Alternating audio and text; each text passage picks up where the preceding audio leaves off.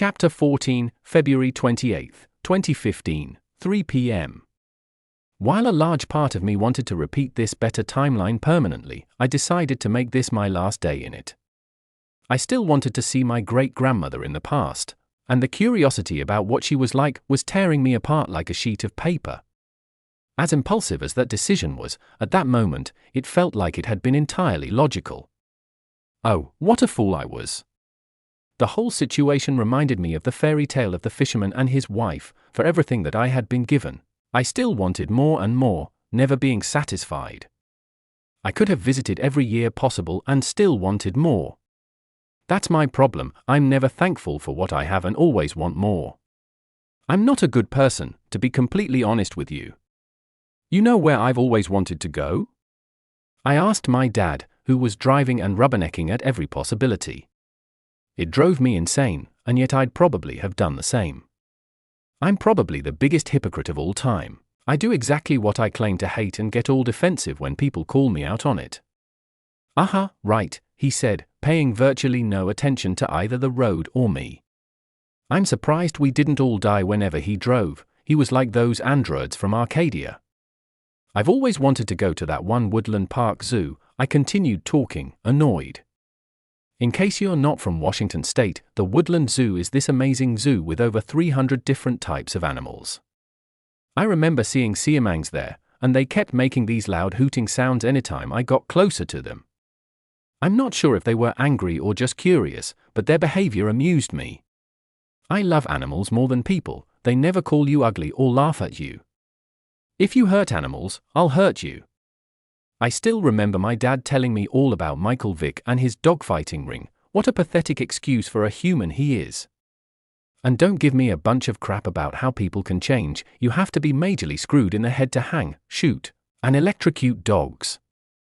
Well, I have bad news for you, Mr. Vick. If I ever see you up in Seattle, I'll make you suffer like those dogs. He said, staring at some crashed motorcycle on the side of the road. The ambulance was there, and a bunch of police officers were talking to a truck driver at about 8,000 miles an hour. I don't know what any of them said to this day. It sounded like one of those bizarre conversations you hear in your dreams that make no sense once you wake up. After that, I gave up talking to him as I saw it did little good. It's not like he did it on purpose or anything, though. We just had a family full of ADHD people, and I was no different from the rest. Where are we going again, dear? My mother asked my father, who finally had enough of an attention span to reply. Kerry Park, it's in Queen Anne's neighborhood, if I recall correctly. It's a stunning vantage point, you won't regret it, he said with a small smile. The strangest part was that I didn't see him smile, but I somehow knew that he did. Perhaps that makes no sense, but I can feel many things that I wouldn't be able to explain, such as different people's thoughts. I'm slightly clairvoyant now that I think about it. I mean, I've seen places and events in dreams and then actually experienced them. I once heard a girl in my class tell me that God speaks through dreams, so maybe he's trying to reach out to me. Hey, let me tell you about the girl. Her name is Amaryllis, and she's from Logan, Utah. She's LDS, Mormon, and eats green Jell-O pretty much 24/7. She invited me to go to church with her a couple of times, but I always kinda politely declined. I should go one of these days, it can't hurt that much. I know many stereotypes about Mormons are false because of her. For example, they do not practice polygamy anymore. Well, there is the FLDS church, but we don't talk about them. After looking out of the window for a little while, I got incredibly sleepy.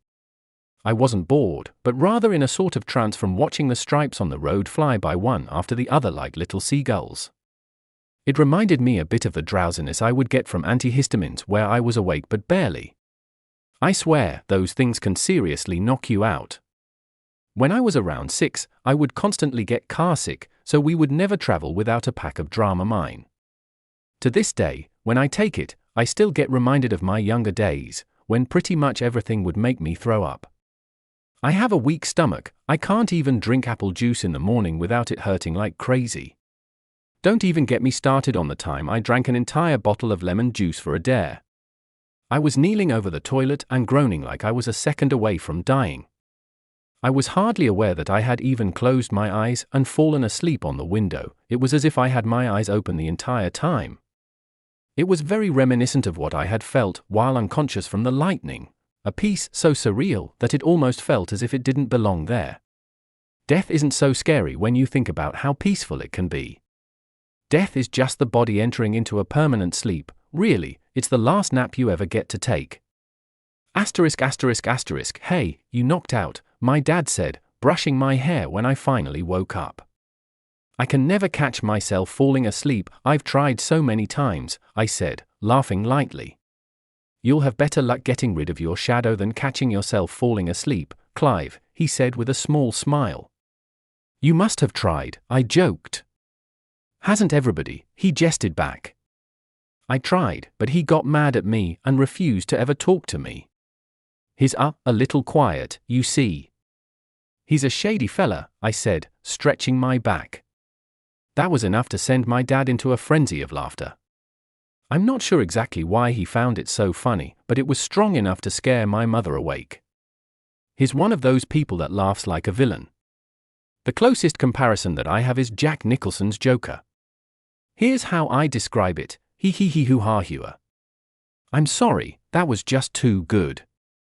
Man, I haven't heard anything that funny since Bill Hicks, he said with tears coming out of his eyes.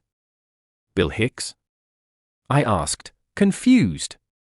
One day when you're older, I'll show you him. He was amazing, he said, frowning. Did he die? I asked curiously. Yeah, he died in 1994, if I remember correctly.